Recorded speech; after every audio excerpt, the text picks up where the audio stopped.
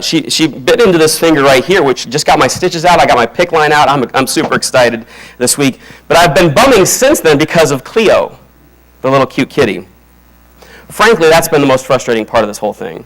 The fact that it was Cleo, the cat.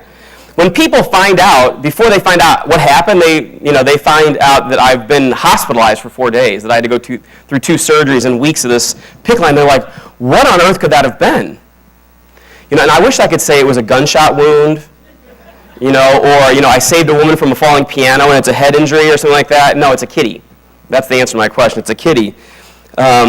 So back to my debilitation here. My range of motion on my finger is still very poor. So, make a fist. Right now it doesn't feel anything at all. If you do that, go ahead and do it with your hand because you know what it feels like. This feels easy for you. I can't get my finger down any further. Now, for some reason, my pinky is affected by that. I guess it's good if I'm drinking tea, but that's about it. I can't get that range of motion down any better because of Cleo the kitty. It bit, and so I have a lot more work to do. Well, some of you may know, but others may not, especially if you're newer to the church.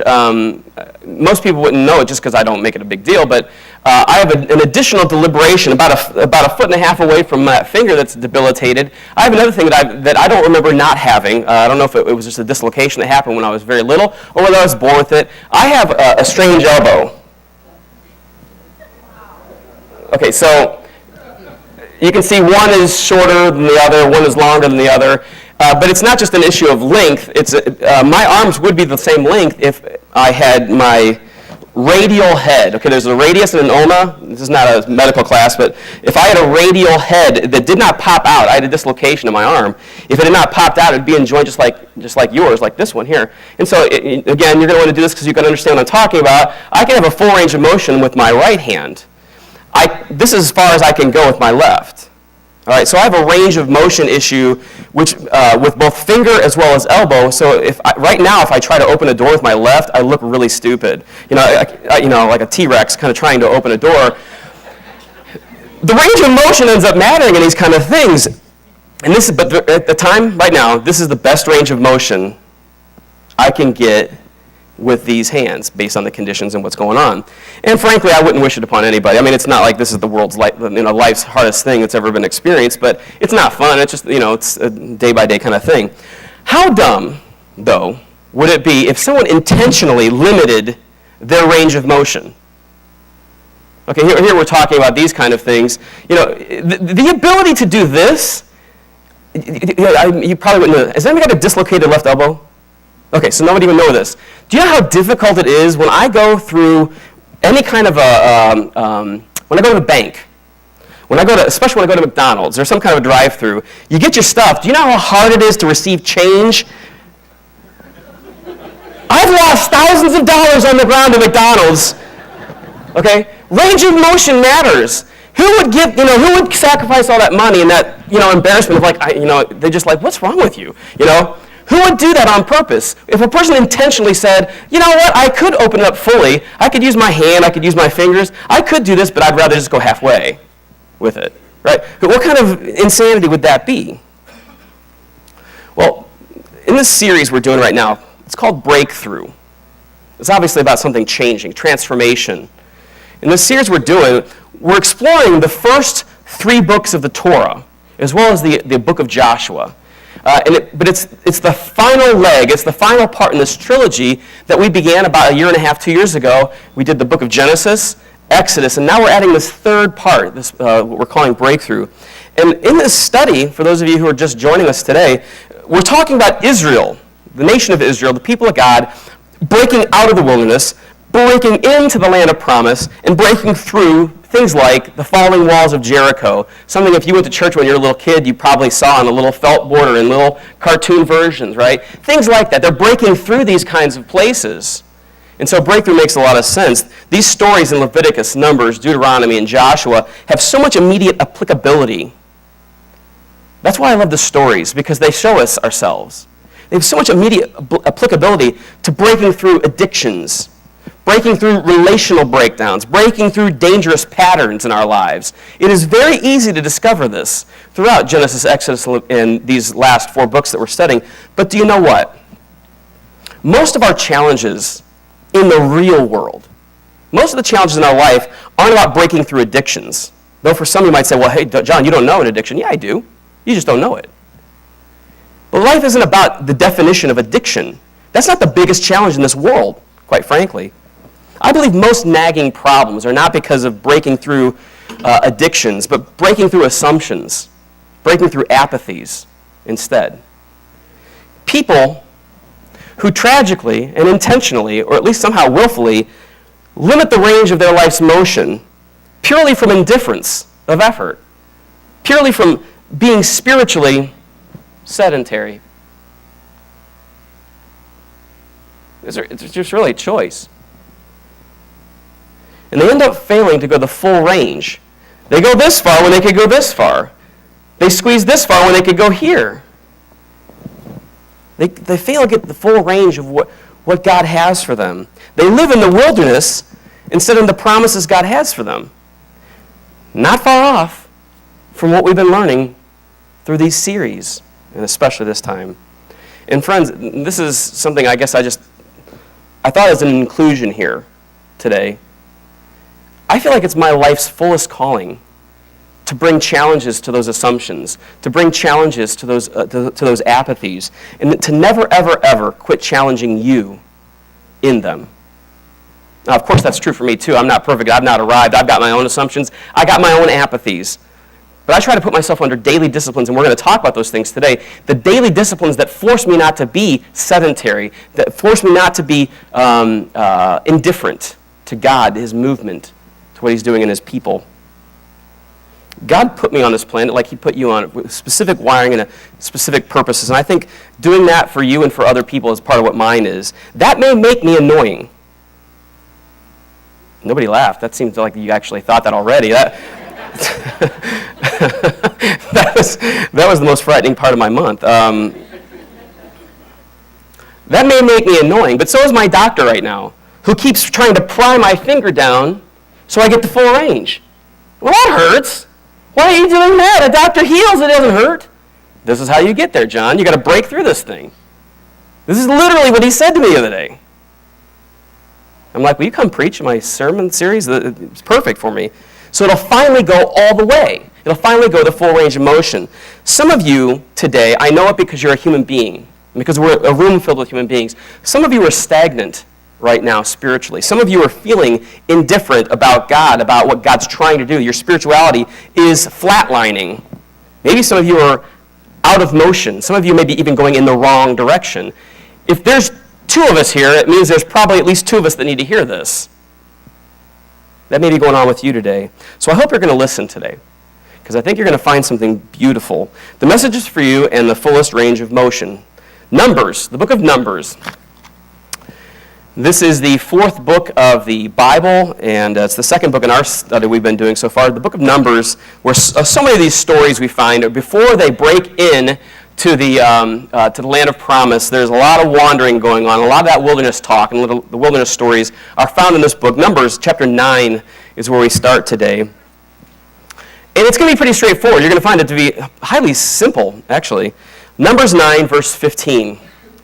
On the day the tabernacle was set up. So this is the holy place. This is the most holy place. We talked about last week. The most holy place is inside that. I know Mike was talking about being the living temple. Well, we find that God progressed his way from the most holy place into the temple, and now he lives in human hearts. You and I are the most holy place now. Well, this started in the tabernacle, and then on the day it was set up, the cloud covered it. But from evening until morning, the cloud over the tabernacle looked like a pillar of fire. This was the regular pattern. At night, the cloud that covered the tabernacle had the appearance of fire. Whenever the cloud lifted from over the sacred tent, the people of Israel would break camp and follow it. Now, almost calling it seems strange here because we know who we're talking about right here. Those of you who've been doing this study, it's not quite right to call it the cloud and the fire it, should we? It's who? It's God. It's Him. So this is what's going on. This is not just something ethereal. This is God's presence in some way hidden but shown in the cloud and the fire. Whenever the cloud lifted from over the sacred tent, the people of Israel would break camp and follow Him. And whenever the cloud settled, the people of Israel would set up camp. In this way, they traveled and camped at the Lord's command wherever He told them to go. Then they remained in the camp as long as the cloud stayed over the temple, or the tabernacle. If the cloud remained over the tabernacle for a long time, the Israelites stayed and performed their duty to the Lord. Sometimes the cloud, however, would stay only for a few days as the Lord commanded.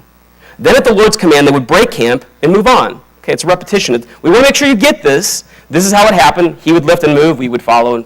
And when he would stop, that's what we would do as well. Verse 21, sometimes the cloud stayed only overnight and then lifted the next morning. But day or night, when the cloud lifted, the people broke camp and they moved on. This is the third time they've told us this, as if it matters. It's not intended to be boring or redundant. It's intended to be repetitive. Whether the cloud stayed above the tabernacle for 2 days, a month, or a year, the people of Israel stayed in the camp and did not move on. But as soon as it lifted, they broke camp and moved on. So they camped or traveled, say this with me, at the Lord's command. They moved where he moved, and they did whatever the Lord told them through Moses. It's a pretty simple passage, friends. Pretty simple passage. When God, whose presence was in the cloud, whose presence was in the fire at night, when he moved, his people moved. Simple. Their range of motion was directly tied to God's motion, his activity, his movement. I'll grant you that we will not move and stop and move again. We will not do that in our day because we see a cloud in the sky. The mechanics of this are a little different today for us, for you and me, than they are for the people of Israel from 3,000 plus years ago. The mechanics of it are different. We're not going to look at a cloud in the sky and know that that's just beyond God's creation. We're not going to look at that and say, well, God's filled inside of that. We won't look at a fire today and have God, his direct presence be in that fire alone. God is not nature. He brings himself into it. And the way he did it with them was different than what we'll experience it. But the principle is very much the same. If anything, or anyone is going to define our range of how far we should go, or where we go, or how stretchable we should be, if anyone's going to define that, it ought to be God's presence. Now, today of this series, this is the one that hopefully we can make some heads or tails out of this idea, because over the course of the last couple of weeks, we've talked around the presence. We've talked about how holy he is, how dangerous he can be if we take him lightly, but also how powerful and moving he is. But we've never really brought it down yet. We've not brought it down to packing up tents and walking where he's going, like they did here. It was an everyday experience of the presence of God. It's God's presence. Now, I want you to listen closely, because what I'm getting ready to say, I do not believe, and it's not intended to be overhyping or hyperbole. I'm not just talking big. I'm not just preaching. I'm trying to tell you the truth here. I don't think I'm overblowing anything by this next statement I'm getting ready to make. But it is life-changing for those who would believe it and follow its truth. Here's the statement. God's presence is the answer to everything. God's presence is the answer to absolutely everything. Now, do we always get the answers in the time we want them? No. But his presence. Okay, so I can't go to the Bible and say, well, my computer crashed. John, I want to know the answers to everything. Okay, it's not like that. His presence is the solution to the answer to everything else that's so much bigger than just little things. But his presence is the direction for all those things. Yet, if his presence is in fact the answer to everything, his presence is nearly avoided or merely just winked at for most of our lives, save two kinds of moments. This is my experience of human nature, at least from my pastoral point of view. Two kind of moments when people really, really pay a lot of attention, or want to pay a lot of attention to the presence of God. One, when we need desperate answers, or big-ticket solutions. God, who should I marry? What should my career be? God, how am I going to pay for my mortgage this month? We're desperately praying in those kind of moments. It's okay to do that, but that's how people mostly tick. Or two, not just for big-ticket items in life about his will, but also big-time forgivenesses for something we've done. Oh, God, I blew it again. Please forgive me. God, please help me. I'm sorry. I'll never do it again. I'll promise you. I'll give you my firstborn, my secondborn, my thirdborn, my fourthborn too, right? We seek big-time forgiveness. And so praying to God, seeking his face, pursuing his presence in our life, we want to feel him in those moments. God, I need that answer. God, I need that forgiveness. And I want to feel it too. I want to know it, but I also want to feel it. That's how most of us operate most of our lives. That's when we're usually keying on him or looking for him to speak to us. We want God's presence when we want God's will, when we want God's grace, but usually skip all the middle stuff. Okay? And this is the secret sauce. Those things are important. God's grace, his general direction, and specific direction for our lives. These are big things. These are not small things. But the middle stuff is the secret sauce of a walk with God. And it's what gets us from here to here. If all you ever got was forgiven and a little bit of direction, guess what?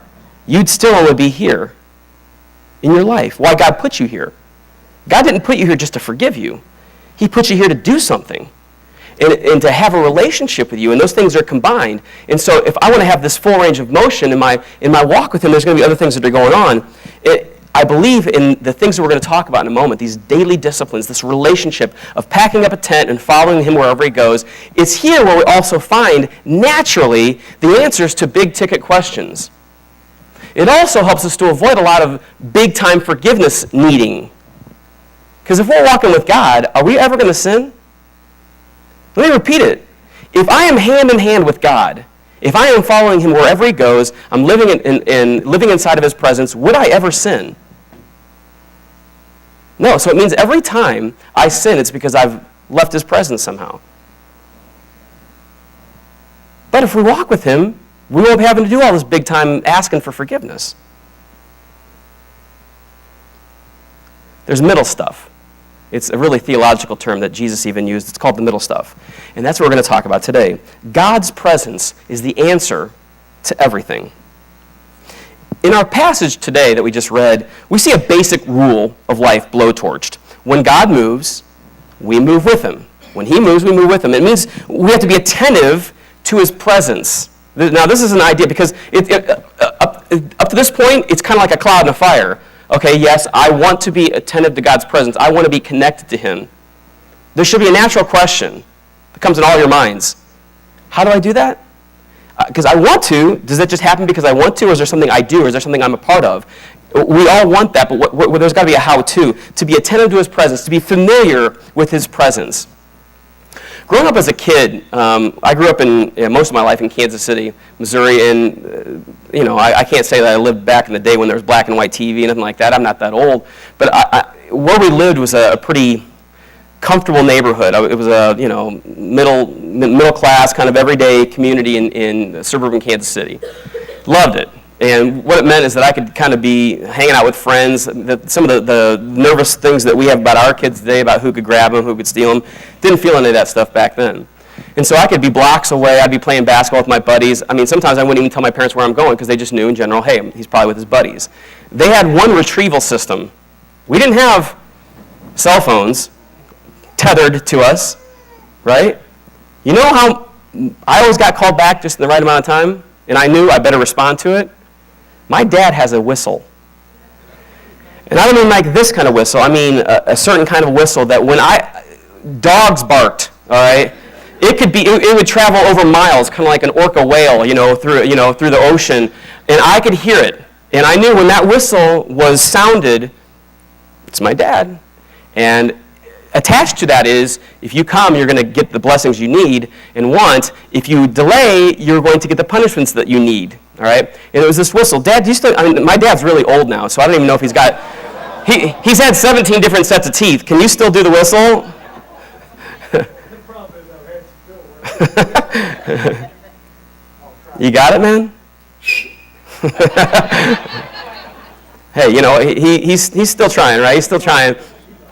But I tell you what, that whistle was defining for me. Nobody else on the planet had the whistle, and I knew exactly what. So familiarity with it is experience with it. I know when God's talking, if I've experienced him in more ways than just one, or more than ways that I've read about somebody else experiencing him. I have a relationship with my dad and his whistle because I heard it thousands and thousands of times. And so the next time I hear it, it's like, hey, that's my dad. You get that idea, the familiarity part of this. God's presence is not just something that's way off in the distance. It's a daily, minute by minute, actually, relationship that we have. It's his presence that is making us connected to him, connected to where he's going. So when we follow him where he is taking us, our range of motion is at its fullest. If we're listening to his whistle, and how do we do that?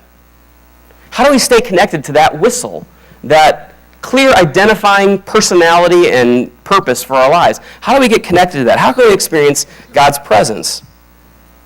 According to the truths of the Bible, but we know for sure, because over the last year and a half, we've been working our way through the Torah. According to the truths and the principles in the Torah, we can find him every moment in a certain number of practices. All right? There's a part that God is not going to do. He's not going to do a supernatural act every single time to get our attention. After a while, that would be a one-way relationship. So there's a part of it that we do and we're responsible for. One is this. It is a faithful and a daily time in his word. A daily encounter with his word. Now I'm going to ask you to do something today because it's my job to make sure you're stretching. It may be painful. You're like, well, that's got scar tissue. Hold on, that hurts. I'm going to ask you to do something, and you're going to have to make some commitments to some answers. Actually, you just have to be truthful to them. And so we're going to work through a couple of diagnostics to see where you stand. How many would say, John, it's true of me. I'm not perfect. I've not done this every single day of my life, but as a pattern in my life, every day I spend time with God in his word. I'm reading his Bible. I want you to stand up. Stand up. Every day. A pattern, a general pattern. Okay, now, look at this crowd. Hold on, no. Don't sit down. This pattern of behavior matters. It means that part of the range of motion, for those of you who are sitting right now, I appreciate your frankness and honesty. I hope you're here not just to be petted, but to also be prodded. If you are sitting right now, it means that you have also intentionally limited your range of motion. There is something that only the Word of God can do in our life that other things cannot do. And so the more that we engage with him every single day in his Word, the more we hear his whistle. How would you know his whistle if you never heard it, right? Or if you waited once a week for Pastor Bob to do it, right? We need to be able to recognize his voice. So thank you for being honest. Faithful time, daily time in his Word. There's a second part of this, and it is a healthy, faithful rhythm of Sabbath. 24-hour rest, worship, and relationship.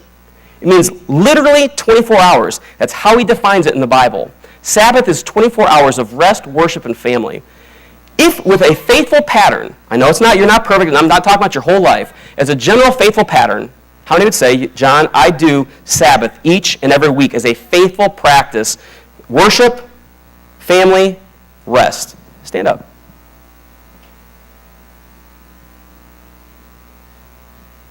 Okay, now, what this means is for those of us who are sitting, we've limited our range of motion. If you find yourself over a pattern, thank you guys very much.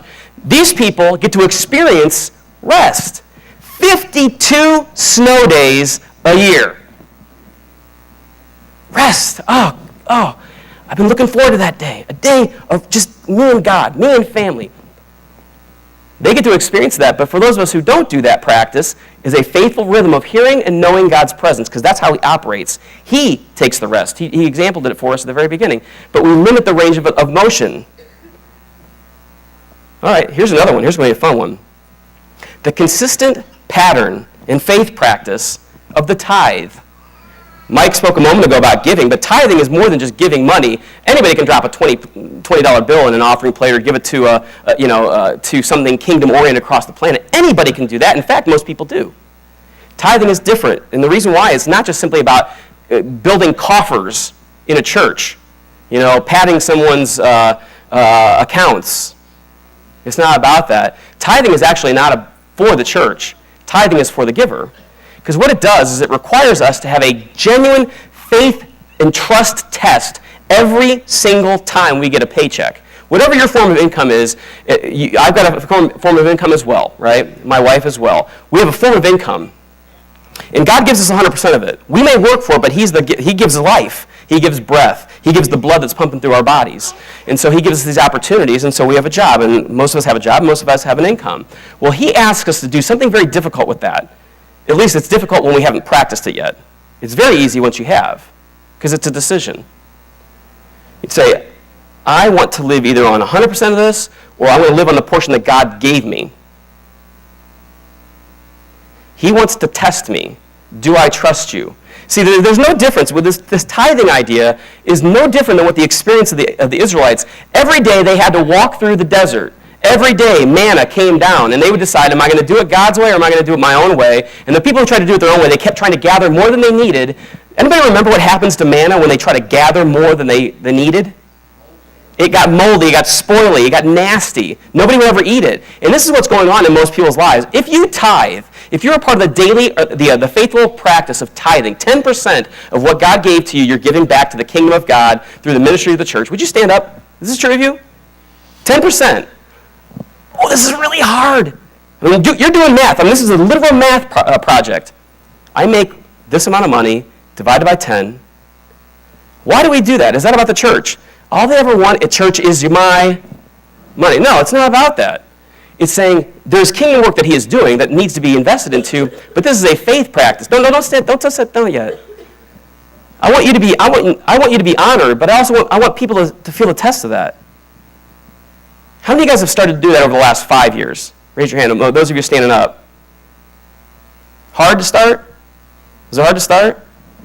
Would anybody change it? Those of you who are tithing 10% of your income, would any of you change it other than bumping it more? We're talking about real people. This is not a paid advertisement. This is not an infomercial. None of these people knew they were going to stand up. They're not bragging. Thank you guys for standing up. And this is a difficult faith practice. Why? Because it's not about an account getting padded, but it's about trying to gather more than we need and not ever actually having to trust God other than in concept. See that distinction? It's actually a practice. This is hard to do. Whenever my wife and I write our check, it isn't easy to do. I could find a lot of ways that I could use that 10%. So can you. You might say, well, that's for you, John. No, it's for all of us. And failing to do that limits the range of motion, limits the connection with the Holy God and His presence for our life. If we limit the range constantly, how will we know Him? Another range of motion that you discover in the Torah, it's just in serving others.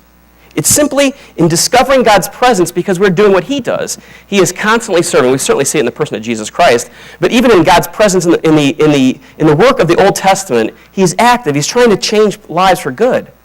If you are a servant in the kingdom of God, you help with the nursery. You make sure people feel connected when they walk in the door. You're a teacher downstairs. Would you stand up? Those of you who serve faithfully like that, you're a part of a ministry. Stand up.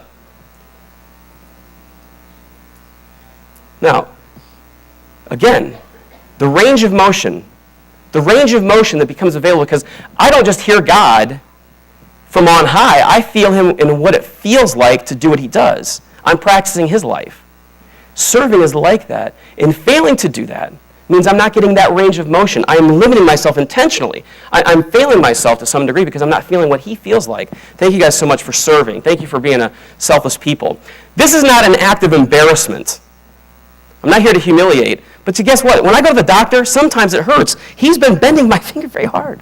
It hurts. And it's like, well, John, you're not working hard. He actually told me this. You're not working hard enough at this. Do you want to be frozen? The actual term is frozen finger. Do you want to have a frozen finger? No. Well, then you got to start working harder. It's going to have to hurt a little bit. So I'm like, oh, okay, Last one, a last daily faithful practice. It's a trust practice. It's just the getting together with God and having a conversation. Mostly it's what we like to call prayer. It's talking to God. How many would say every day I pray to God? Would you stand? Every day I pray to God. Not perfect. I'm not saying from the beginning of life, okay? But as a general pattern of life, I pray every day. All right. Look around for a second. Is this the smallest or the biggest crowd? It's the biggest crowd. It's not. I'm going to make a point in a moment, but I want to understand that those of you who are still saying, this is hard to do, John. I'm busy. It's hard to do that. Yeah, I agree. How many of you here that pray every day would say, I kind of regret it. It's kind of a waste of time. Never see any results. Anybody?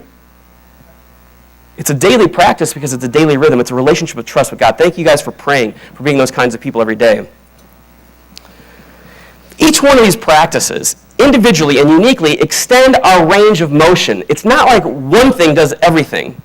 Okay, there are different kind of muscles that help me go from here to here. So it's not just my joint, it's also the muscles that help me to get from here to here, these kind of things. Each uniquely increase our experience of God's presence, meaning that one of those, if we don't do it, we lose range. And while we practice, and if we practice one of them, it's certainly better than doing none. Doing one is only partial range. I want to give you an example, and it was only reinforced here. I expected this to be the case today. I've never been a person who said that they believed in God. All right, there's even atheists who they call themselves atheists, but still will actually do this. The overwhelming majority of the people on the planet all say they pray. Right? I was not surprised the majority of people here, that the largest group of all was the ones who said they pray. I've never met somebody who doesn't pray, except for stone-cold atheists, and probably just do it to be spiteful. People in jail, they pray. Bored housewives, they say they pray. Shady businessmen, they tell me they pray. 17-year-olds who know everything, guess what they do? They pray. The worst people on the planet pray. Right? Everybody prays because everyone's spiritual. You guys notice that lately? Everyone's spiritual. They're not religious, though. Everyone's spiritual.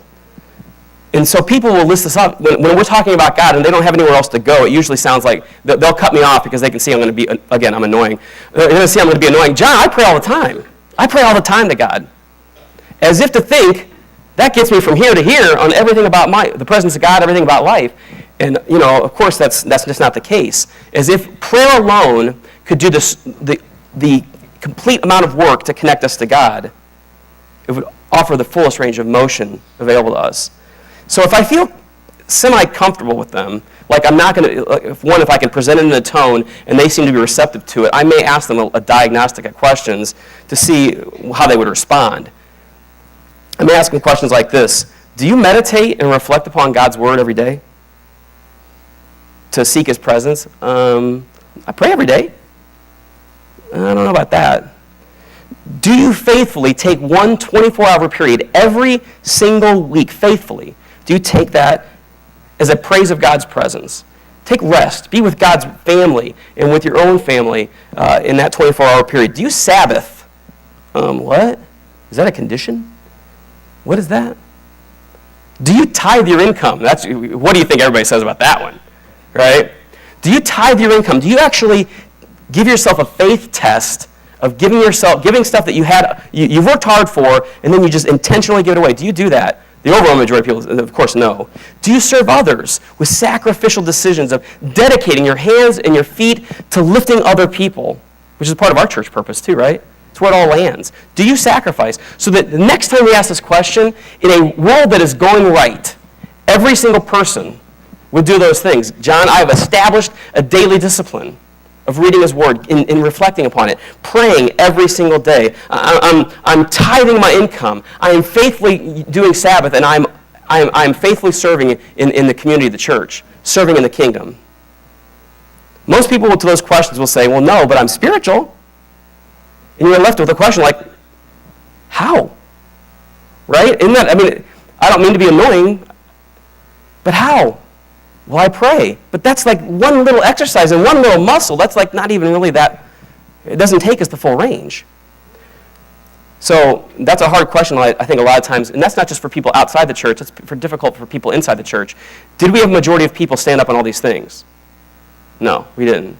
These are daily disciplines that are very difficult. We want lightning bolts from the sky. We want God to speak from the clouds. We want God to forgive the big things we do. And so we look for these big ticket moments, and yet we sort of neglect the middle stuff. That, again, the stuff that Jesus talks about. Let's talk about the middle stuff. Neglect these disciplines that get us there. Because the only way that we hear from God's presence, which most people do, is praying. If we said, I really hear from God's presence when I'm doing all the talking. Do you understand the irony of that? I really understand what God wants, and I feel His presence. I hear His voice when I'm doing all the talking, which is what prayer is. No, it's ironic. It wouldn't work like that. The experience of God's presence, here's we finish, is a daily walk. It is a daily walk of decisions. An experience certainly just beyond prayer and beyond desperate moments of needing big answers and big forgivenesses. If God's presence is in fact the answer to everything, then an everyday walk with Him, like the one we just described, is the way to that presence. In these exercises, These practices are the way that we get stretched. So you pick one. You might say, John, that's a lot of stuff. Why don't you pick one? The Word of God read every day, to pray every day, to serve, to give faithfully in tithing, to experience the Sabbath. If you have to pick the lowest hanging fruit on that, do one of those today. How many raise your hand and say, I'm going to do that. I'm going to do one of those things today. I'm going to start. Raise your hand if it's true. Well, if it's true. Raise your hand if you're not willing. Okay, so the rest of you should be doing yes, right? Pick the lowest hanging fruit. If tithing means I can only begin with 1%, well, you know what all I can do right now? I can get about 50% of this. Tomorrow, I'm going to work at getting 55% of that. Start with what you can. And knowing the full range of motion will mean when you're starting to get to that spot. Do one thing. And then you'll fulfill the reason why you're here today as far as God was concerned. Begin the practice, the middle stuff practice. These disciplines are hard work. They're hard stretches, but it is how we learn Him. It's how we feel His presence. And guess what happens? When we start to feel His presence every single day, the answers to big-ticket questions become a lot clearer. They become a lot clearer. Lord, thank you so much. Lord, if we had to depend and make a lifestyle out of lightning bolt belief in you, it'd be kind of dangerous, kind of frightful. Lord, I thank you that you give us practices that we can feel you, we can sense you, we can understand how you think. Lord, we can understand how you move. God, I pray you would make our church into a church that moves with you. When you lift and you move, that we do it naturally with you. I pray that that would happen in each one of our lives, Lord. And there were 5 disciplines today that you make a part of your relationship with us. I pray that every single person, Lord, every single person would say, I will do at least one of these things, Lord, and teach me these other things because I'm not ready yet, but I'm going to try at least one. Lord, please help them in that confession. We pray this in the Son, Jesus' name, and all of God's people said. Would you stand for one last song?